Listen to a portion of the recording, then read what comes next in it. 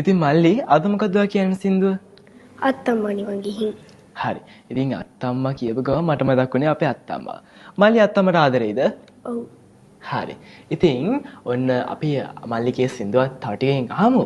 අදට අපි මේ ඔයගලගේ නිවසින් වෙන වෙලා යන තමයි මේ සූදානම් වෙලා තියෙන්නේ. ඉතින් අද අපේ වැඩසටහන පුරාවටම හරිම ලස්සනට අපිට වාදනයෙන් සහාය වුණු අපේ වාදක මණ්ඩලයේ අපේ අයියලා හැමෝටම ගොඩක් ස්තුතියි. ඒ වගේම අද අපේ වැඩසටහනට ඇවිල්ලා ලස්සන සින්දු ගොඩක් කියපු අපේ අක්කලා අයියලා නංගිලා මල්ලිලා හැමෝටමත් ගොඩක් ස්තුතියි. ඒ වගේමයි අපේ වාදන මණ්ඩලය, ඒ වගේම ගායන මණ්ඩලය පුරුදු කරපු සත්සල් සංගීත අධ්‍යාපන ආයතනයේ සරච්චන්ද්‍ර කුමාර ගුරුතුමාටත් අපි හදවතින්ම ස්තුතිවන්ත වෙනවා.